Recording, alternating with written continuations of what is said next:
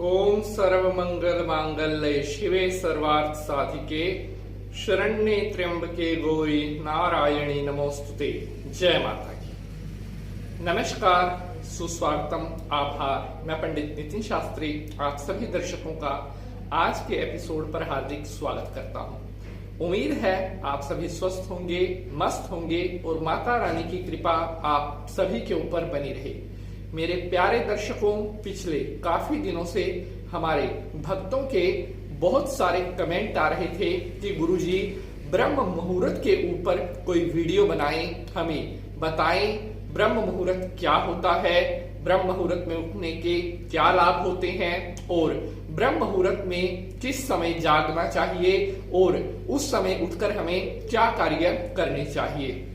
तो प्यारे बंधुजनों, आज का जो यह एपिसोड है यह बहुत ही ज्यादा इंपॉर्टेंट, बहुत ही ज्यादा नॉलेजेबल होने वाला है।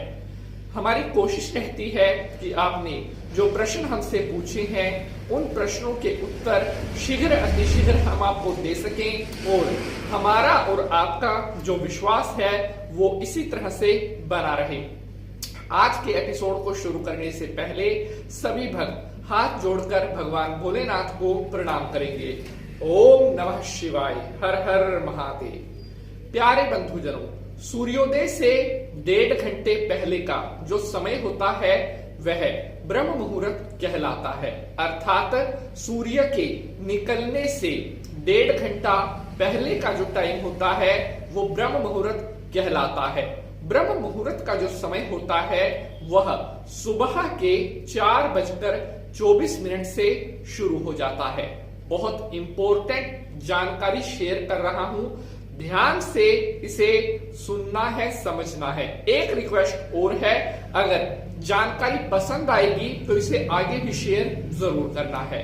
तो प्यारे बंधुजनों, बहुत सारे भक्तों का तो सबसे पहले यही कमेंट रहता है कि गुरुजी ब्रह्म मुहूर्त कितने बजे शुरू हो जाता है। तो ब्रह्म मुहूर्त शुरू होने का जो एग्जैक्ट समय है वो है सुबह के 4:24 पर ब्रह्म मुहूर्त शुरू हो जाता है। 4:24 से लेकर 5:50 तक का जो समय होता है यही समय ब्रह्म मुहूर्त कहलाता है।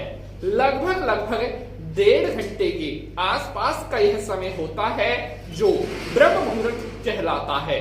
ब्रह्म मुहूर्त में उठने वाला मनुष्य अपने जीवन में बहुत सफल होता है।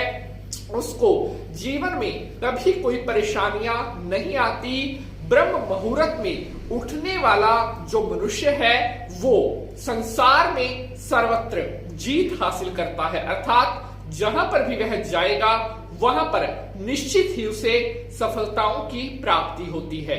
ब्रह्म मुहूर्त की इतनी महिमा क्यों बताई गई है? हमारे शास्त्रों में बिल्कुल स्पष्ट लिखा गया है कि ब्रह्म मुहूर्त का मतलब होता है ब्रह्म का समय, अर्थात देवताओं का समय।